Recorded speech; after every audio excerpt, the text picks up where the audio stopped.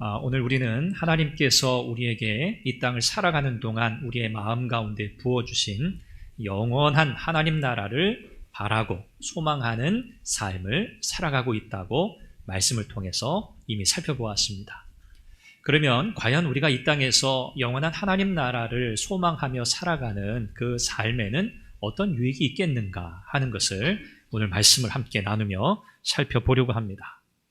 영원한 하나님 나라의 그 풍성한 그 유익을 오늘 우리는 이 땅에서 누릴 뿐만 아니라 지금 여기서 살아가는 우리의 삶 가운데 하나님께서 그 나라의 소망을 부어주심으로 이 땅의 현실, 이 땅의 아픔, 이 땅의 고통, 문제 이러한 것들을 넉넉하게 이기게 하신다고 우리는 믿습니다.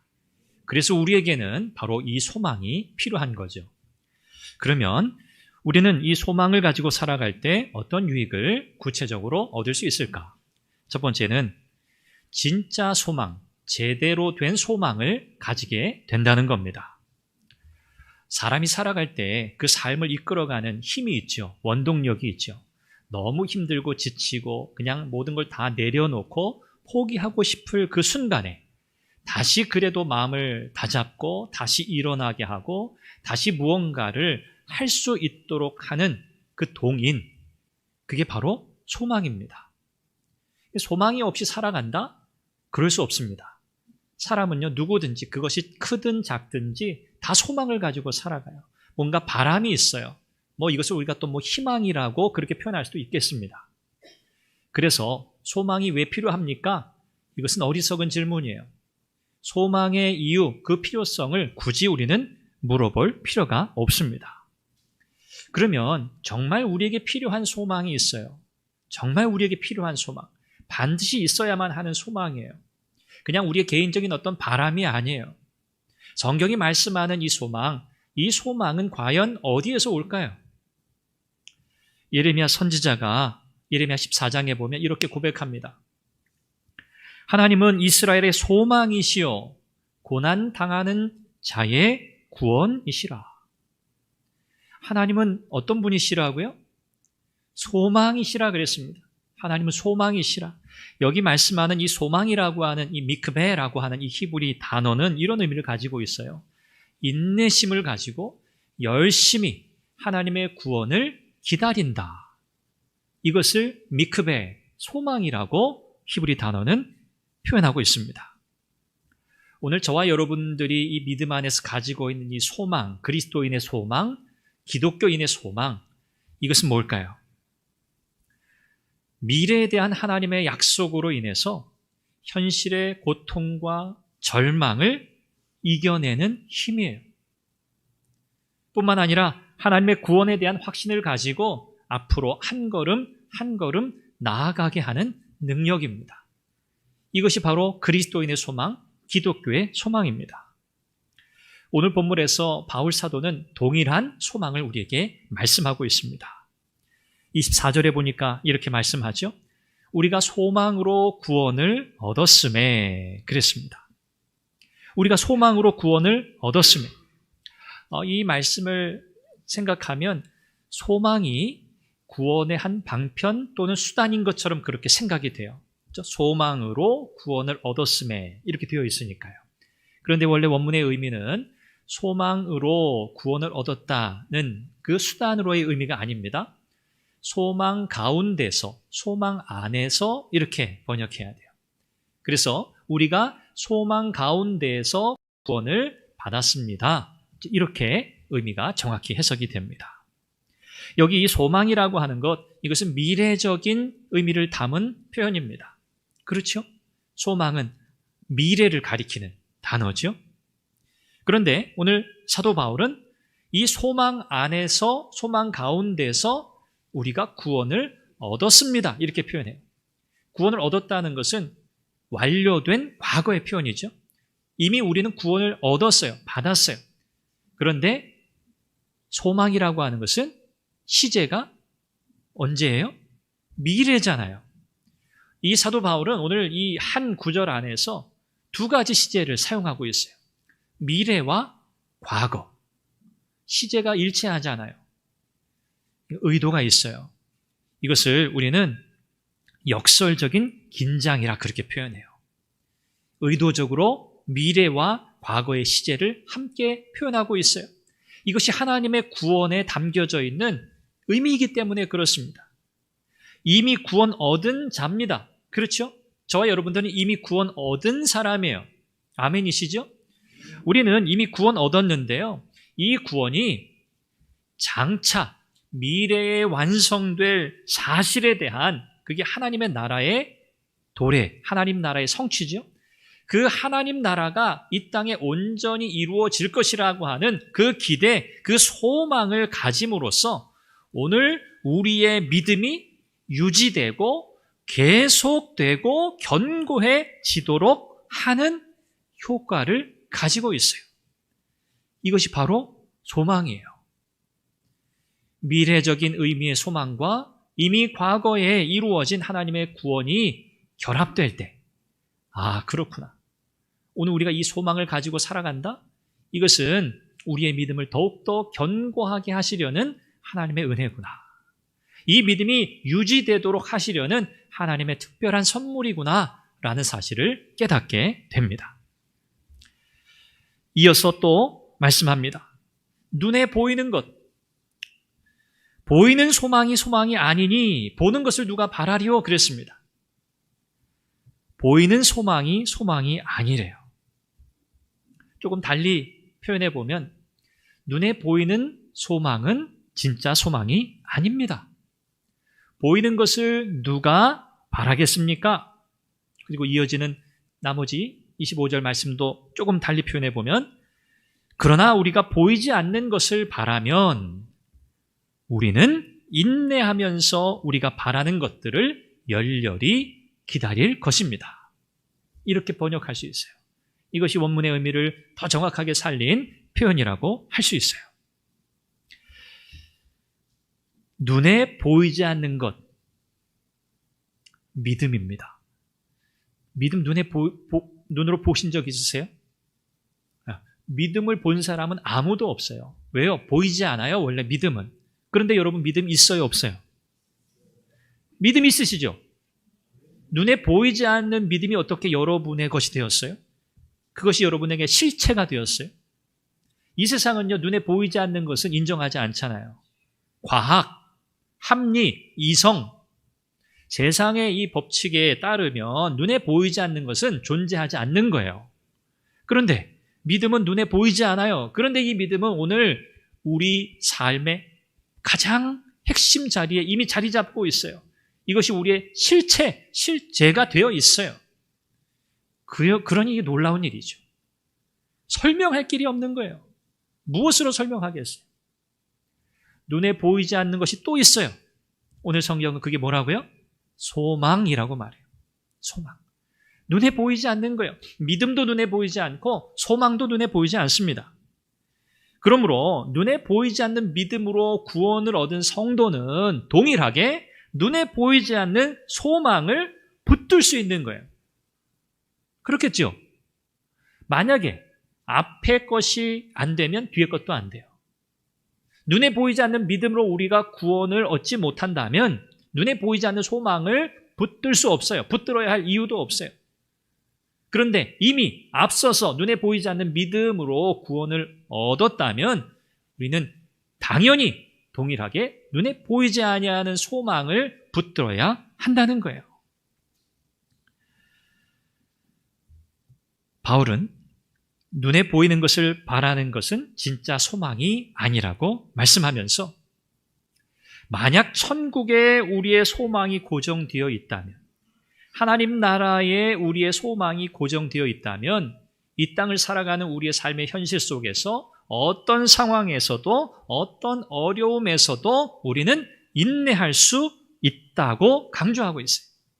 인내할 수 있다. 여기 인내는 참는다는 거잖아요. 이 참는다는 건 뭐죠?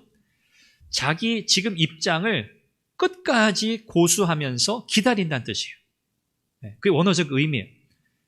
내 입장이 있어요. 믿음에 대한, 소망에 대한 내 고백이 있어요. 이것을 어떻게 한다고요? 끝까지 고수한다는 거예요. 타협하지 않는다는 거예요. 포기하지 않는다는 거예요. 끝까지 버틴다는 거예요. 이것이 인내입니다. 이 인내는 우리의 의지적 작용이 아니에요. 이를 악물고 참아낼 수 있는 게 아니에요. 결단력이 있고 의지력이 대단해서 참는 게 아닙니다. 하나님 나라에 대한 소망이 그 안에 견고하게 뿌리내려 있을 때 비로소 우리에게 가능해지는 일이 바로 인내입니다. 우리가 소망 가운데 살아가면서 현재의 고통과 괴로움을 인내하고 끝까지 믿음을 지켜야 하는 이유는요, 우리가 지금 이 땅에서 무엇을 기다리고 있기 때문이에요? 영원한 생명을 기다리고 있기 때문입니다. 영원한 생명. 여러분, 우리는 물론 물리적으로는 죽음을 향해 가고 있어요. 그렇죠? 우리는 태어나면서부터 이미 죽음이라는 곳을 향해서 이미 우리는 달려가고 있습니다. 그래서 모든 사람에게는 죽음이 인생의 종착지, 마지막이라고 그렇게 여겨집니다. 그런데 오늘 저와 여러분들, 하나님 나라에 대한 소망을 가지고 살아가는 저와 여러분들에게는 우리의 이 땅에서의 삶은요, 죽음을 향해 가는 삶이 아니라 무엇을 향해 가는 삶이라고요? 영원한 생명을 향해 나아가는 삶인 줄로 믿습니다. 이것이 그리스도인의 소망이에요. 세상의 것들은요, 잠시 잠깐이라고 말씀하잖아요. 그렇죠? 빨리 지나간다고 말씀하잖아요. 안개와 같다고 하잖아요.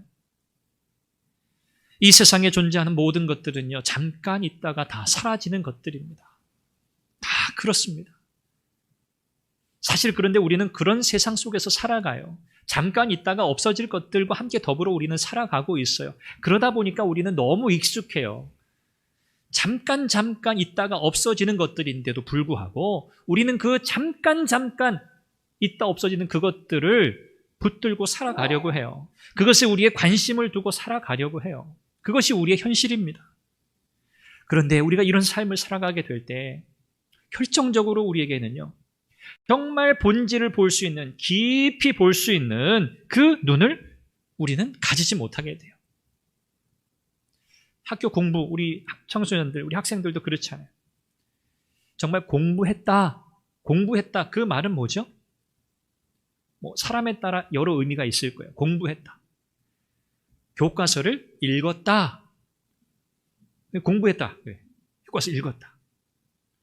자, 교과서에서 뭘 말하는지 그 내용을 내가 이해했다. 공부했다 그래요. 자, 시험을 봅니다. 교과서를 읽은 사람과 교과서의 내용을 이해한 사람과, 자, 시험 성적이 얼마나 차이가 날까요? 아니요. 별로 차이 안 나요. 별로 차이 안 납니다. 왜? 그건 공부한 게 아니어서 그래요. 공부는 뭐죠?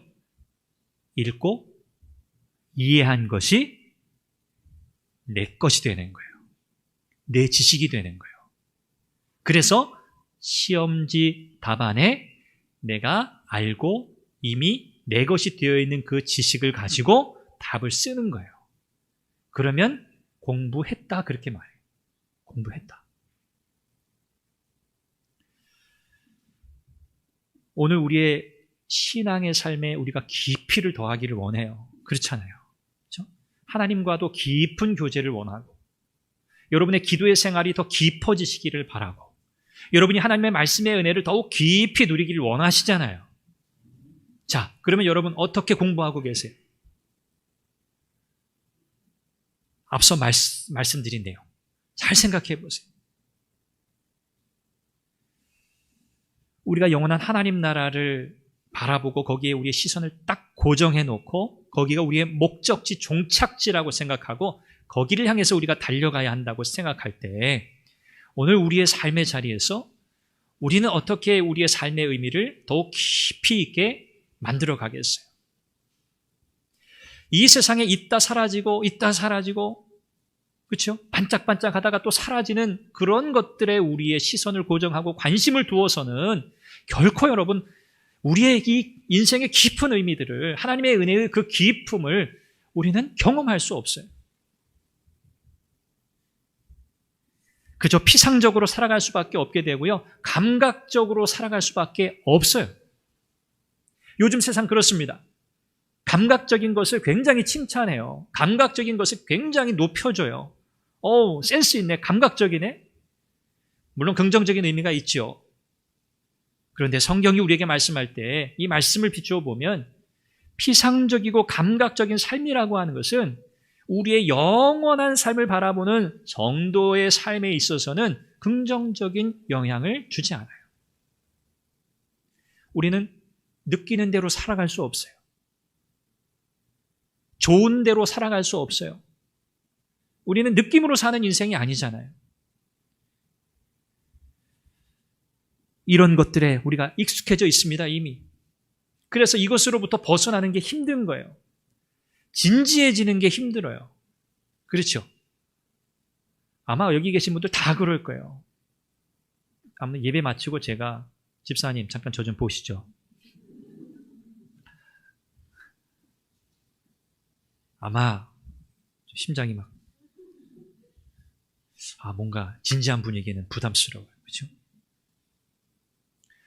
오늘 우리의 삶의 상황이 그렇습니다. 그래서 우리가 그냥 수박 겉핥기식의 신앙생활을 하기가 너무 쉬운 시대예요. 그러면서도 했다고 만족해요. 교과서 읽고도 나 공부했어. 시험 점수 안 나오는 학생과 똑같아요. 성경은 우리의 인생을 영혼의 관점에서 바라보라고 말씀하고 그 영혼은 하나님 나라고 이렇게 이 시선, 이 시각을 가지고 살아가는 사람이라야 깊은 인생, 그 삶에 부어주신 하나님의 은혜의 깊음을 깨닫고 이해하고 그 소망 가운데 살아가는 인생이 된다고 말씀하고 결국 성경이 말씀하는 종말론적인 신앙관을 가지고 살아가게 될 거라고 말씀해요. 그리고 그 소망이 오늘 나의 삶의 현실을 변혁시키는 힘이 된다고 말씀하고 있어요. 이것이 성경이 우리에게 말씀하는 진짜 소망이고 제대로 된 소망이고 이 소망을 가진 그리스도인의 삶이라고 가르칩니다. 두 번째, 영원한 하나님 나라를 바라보며 살아가는 삶의 유익은 삶을 낭비하지 않게 하고요. 정말 중요한 일, 여기 중요한 일이라고 하는 것은 하나님 기뻐하시는 일이에요. 그 일에 집중할 수 있게 해줍니다. 여러분, 가장 속상한 일이 뭐예요? 저는 시간을 낭비하는 거. 시간을 낭비하는 것이 사실은 제일 아깝고 안타깝더라고요. 저도 시간을 낭비하는 시간이 많죠. 매 시간 한 치의 오차도 없이 모든 시간을 의미 있게 살아갈 수는 없어요. 저도 그러진 못합니다. 그렇게 때로는 허송 시간을, 세월을 보내면서 안타깝죠. 그럼에도 그런 시간을 보내고 있는 자신을 발견하게 되는 거죠. 돈, 물질 이런 것도 아깝죠. 시간이라고 하는 것이 너무너무 아까운 거예요. 영원한 삶을 우리가 바라보고 살아갈 때 우리는 우리에게 주어진 이 한정된 시간 안에서 선택과 집중을 제대로 할 수 있어요. 선택과 집중. 이거 여러분 잘 아는 표현이잖아요. 정말 중요한 게 뭔가 그렇다면 그 중요한 일에 집중하는 거예요. 이게 최대 효과를 내는 거잖아요. 우리가 세상의 것들, 잠깐 있는 것들에 마음을 빼앗겨 살아간다면, 그것들을 추구하며 살아간다면 우리에게 주어진 이 시간 안에 살아가는 우리의 이 소중한 인생은요, 헛된 것들에 그냥 의미 없이 소진되고 말 겁니다. 창세기 25장에 보면 에서와 야곱의 이야기가 나옵니다. 여러분 잘 아는 이야기예요. 두 사람은 태어날 때부터 이미 너무 다른 사람이에요. 성향이 달라요. 잘하는 것도 달라요. 그런데 다른 건 문제가 아닙니다. 다른 건 문제가 아니에요. 하나님 다 다르게 만드셨으니까. 자, 우리는 매우 중요한 사건에 관련된 이야기를 알고 있어요. 에서는 사냥하는 일을 좋아했어요. 외향적이에요. 활동적이에요. 그래서 나가서 사냥하다가 돌아왔는데 배가 고프죠. 그런데 집에 왔는데 동생이 맛있는 죽을 끓이고 있었어요. 얼마나 먹고 싶었겠습니까? 이것저것 깊이 생각하지 않는 그런 성향인 것 같아요. 에서는. 그러니 배고프니까 음식 냄새가 나니까 야곱에게 그 죽을 좀 달라고 요청합니다. 야곱이요? 형이 배고파서 달라고 그러면 형 배고프구나. 어서 와, 내가 죽 끓였는데 마침 잘 됐어. 형 먹어봐. 어서 먹어. 배고프지? 이랬으면 얼마나 좋았겠어요. 그런데 야곱이 어떻게 하죠? 딜을 합니다. 내가 이 죽을 그냥 줄 수 없지. 아마 이 야곱은요, 이미 죽을 쏠 때부터 이 다 계획이 있었어. 너는 다 계획이 있었구나. 야곱은 계획이 있어요. 형이 돌아왔을 때 반드시 이 죽을 먹게 돼 있어요. 그때 가장 중요한 것을 내가 형으로부터 얻으리라. 그게 뭐예요? 장자권이에요. 형, 배고프지? 내가 죽 줄게. 그런데 형 장자권 나한테 넘겨. 에서는요, 아무 생각이 없어요.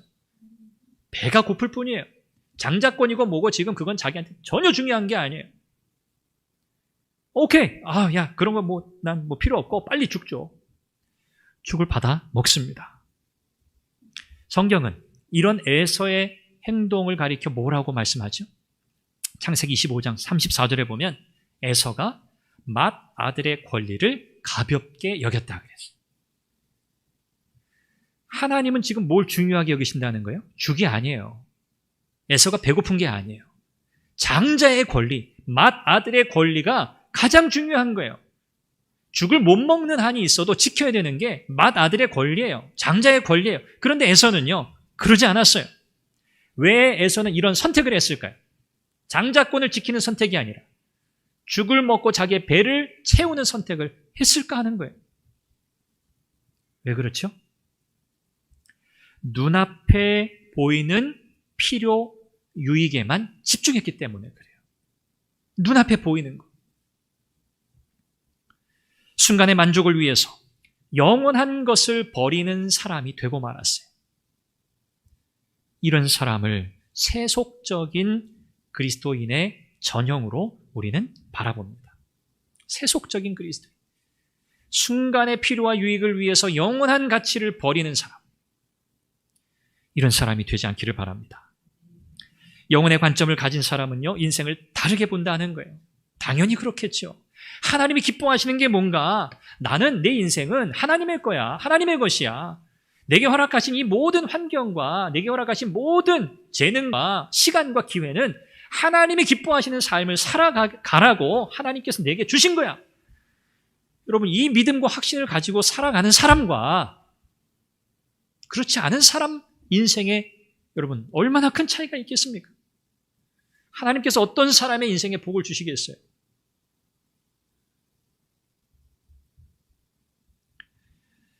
그런 사람은 하나님이 기뻐하시는 일을 위해 투자하며 살아요.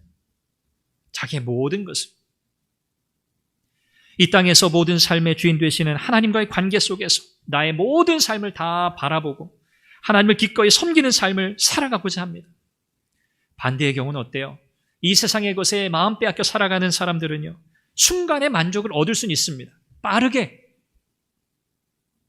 강렬하게. 그런데 금방 사라지고 말아요. 배고파서 죽 한 그릇 가득 먹고 나면 또 배 안 고프지 않죠. 또 배고파요. 또 허기져요. 또 먹어야 돼요. 똑같습니다. 에서처럼 돌아서서 후회하는 그런 허무한 삶을 살게 되지 않기를 간절히 바랍니다. 육체의 욕구는 채우고 일시적인 즐거움은 누릴 수 있을지 몰라도 영원한 삶을 위해서 아무것도 준비하지 않은 사람은 누릴 게 없어요. 혹 우리가 지나치게 내세를 지향하는 삶을 사는 게 아닌가, 그렇게 염려하는 분들이 계실지 모르겠습니다. 그러나 그렇지 않습니다. 우리가 영원한 삶을 바라본다고, 영원한 하나님 나라를 이 땅 가운데서 소망하며 살아간다고 이 땅에서의 삶을 아무렇게나 사는 게 아니잖아요. 그렇죠? 누군가 이런 질문을 했는데 C.S. 루이스라고 하는 영국의 유명한 소설가이면서 또 변증가이죠. 그가 무신론자였다가 회심하고 그가 많은 신앙 서적들을 썼어요. 순전한 기독교라든지 나니아 연대기라든지 스크류테이프의 편지라든지 셀 수 없는 기독교 신앙 서적들을 적었습니다. 이분이 이런 이야기를 했어요. 2000년 기독교 역사를 살펴보면서 현재의 세상을 위해 가장 많은 일을 했던 그리스도인들은 다음 세상에 대해 가장 많이 생각했던 사람들이었다. 우리가 이 세상에서 무기력한 삶을 사는 것은 다음 세상에 대해 거의 생각하지 않기 때문이다. 천국을 겨냥하며 살아가면 천국뿐 아니라 이 땅을 덤으로 받을 것이다. 그러나 이 땅을 겨냥하며 살아간다면 당신은 아무것도 얻지 못할 것이다. 너무 정확한 표현이에요. 하나님 나라를 소망하며 살아가는 그리스도인들은요, 누구보다도 이 땅에서 많은 일을 한다는 거예요. 이 땅에서 하나님의 뜻을 이루어 가기 위해서 능력 있는 삶을 살아간다는 거예요. 무기력한 사람들, 그 사람들은 어떤 사람들이라고요? 다음 세상, 영원한 하나님 나라에 대해서 아무 생각 없이 살아가는 사람은 이 땅에서도 무기력한 삶을 살아갈 수밖에 없다고 이야기합니다. 오늘 저와 여러분들에게 주신 이 하나님 나라의 소망은요, 우리에게 주어진 시간, 기회를 낭비하지 않고 하나님이 기뻐하시는 일을 선택하고 그 일에 집중할 수 있게 하는 줄로 믿습니다. 그러므로 여러분, 하나님 나라의 소망으로 가득 채우시기를 바랍니다. 마지막 세 번째는요, 어떤 유익인가? 오늘 우리의 삶이 더욱더 정결하게 된다는 거예요. 정결한 삶을 살게 된다. 요한일서 3장 2절 3절 말씀에 보면 이렇게 사도 요한이 이야기합니다. 사랑하는 자들아, 우리가 지금은 하나님의 자녀라. 장래에 어떻게 될지는 아직 나타나지 아니하였으나 그가 나타나시면 우리가 그와 같을 줄을 아는 것은 그의 참모습 그대로 볼 것이기 때문이니 주를 향하여 이 소망을 가진 자마다 그의 깨끗하심과 같이 자기를 깨끗하게 하느니라 했어요. 지금 뭘 얘기합니까? 소망을 이야기하고 있어요. 이 소망을 이야기하는데 우리 주님의 재림을 염두에 두고 이야기하고 있어요. 오늘 이 땅을 살아가는 성도들의 현재의 삶 속에서 하나님께서 지속적인 은혜를 베푸시고 그들을 보호하실 터인데, 우리 주님께서 재림하신 그 이후에 성도들은 완전히 영화로운 상태가 될 것이고, 그때는 예수님을 직접 우리의 눈으로 보게 될 거라고 이야기하면서, 이게 천국의 소망의 사실은 절정이잖아요. 우리 주님을 우리의 눈으로 보게 되는 것. 이 소망을 이야기하면서 이 소망을 가진 성도들은 오늘 이 땅을 어떻게 살아야 한다? 정결하게 살아야 한다. 그 이야기하고 있어요. 정결하게. 그러므로 하나님 나라에 대한 소망은 오늘 이 땅에서 성도된 저와 여러분들의 삶의 거룩함, 정결함, 성결한 삶을 자극하고 지속적으로 격려하고 그 삶을 살아가라고 말씀하고 있는 겁니다. 구약의 성도들은 하나님 앞에 나아갈 때 함부로 나아가지 못했죠. 그들은 구약의 율법의 율례를 따라서 정결 예식을 다 해야 돼요. 굉장히 번거로워요. 그런데 그들은 그걸 해야만 하나님 앞에 나아갔어요. 마치 그와 같이 구약의 성도들이 하나님 앞에 정결하게 나아가기 위해서 자신을 성결하게 하는 것처럼 오늘 하나님 나라의 소망을 가지고 주님 다시 배울 그 날을 바라보며 살아가는 성도들은 이 땅에서 동일하게 정결하고 성결한 삶, 곧 죄를 미워하고 죄로부터 떠나고 끊임없이 십자가의 보혈 그 공로를 의지하며 날마다 새로운 마음으로 하나님 앞에 살아가야 한다고 강조하고 있습니다. 우리 주님 닮아가는 삶이겠죠. 말씀을 맺습니다. 영원한 하나님 나라에 대한 소망을 가지고 살아가는 저와 여러분들, 오늘 하나님께서 우리에게 주신 은혜가 큽니다. 오늘 우리는 진짜 소망이 무엇인지 아는 사람이 되었고요. 눈에 보이지 않는 소망이지만 그 소망은 이미 우리의 실제가 되었어요. 우리의 삶의 실체가 되었고요. 이미 우리가 이 땅에서도 맛보고 누리고 있어요. 그리고 하나님이 기뻐하시는 일을 선택할 수 있게 되고 하나님 기뻐하시는 그 일에 우리에게 주신 모든 것을 아낌없이 쏟아붓고 투자하고 드릴 수 있게 되었어요. 그리고 이 땅에서 거룩한 하나님의 백성으로 살아갈 수 있는 힘과 용기와 능력을 공급받게 되었습니다. 오늘 이 사실을 우리가 기억하고 감사할 수 있기를 바랍니다. 그리고 영원한 하나님 나라를 바라보면서 여러분, 정말 오늘 우리가 말씀 가운데 나누었던 이 유익이 여러분의 삶에 구체적으로 누려지는 은혜가 있으시기를 주님의 이름으로 축원합니다. 기도하겠습니다. 함께 기도하시죠. 하나님 나라에 대한 소망을 가지고 오늘도 내일도 믿음으로 나아가게 하옵소서. 하나님 영광을 위해 살아가는 복된 인생 되게 하여 주옵소서. 하나님 기뻐하시는 인생, 하나님의 영광의 도구가 되는 인생 살다가 하나님 앞에 가게 하옵소서. 우리 이 제목 가지고 한번 통성으로 기도합니다. 자비하신 아버지 하나님, 은혜와 사랑을 감사합니다. 하나님 오늘도 주의 말씀을 통해서 우리에게 가르치시고 격려하시고 깨닫게 하시니 감사합니다. 하나님, 우리는 영원한 하나님 나라를 바라보며 사는 존재입니다. 하나님 이 땅을 살아가는 동안 있다가 잠시 있다가 사라질 것들, 하나님 그것들이 우리의 마음을 빼앗기지 않도록 도와주시옵소서. 하나님, 이 소망을 가진 자마다 하나님 앞에서 정결한 삶을 살아가라고 말씀하시오. 하나님, 오늘 우리의 삶이 하나님 정결하고 거룩한 삶이 되도록 하나님 은혜를 더하여 주시옵소서. 죄로부터 떠나게 하시고 하나님 날마다 하나님 말씀 붙들고 믿음으로 승리하게 하여 주옵소서. 하나님, 이 소망을 가지고 하나님 매일매일 순간순간을 살아가며 승리하도록 도와주옵소서.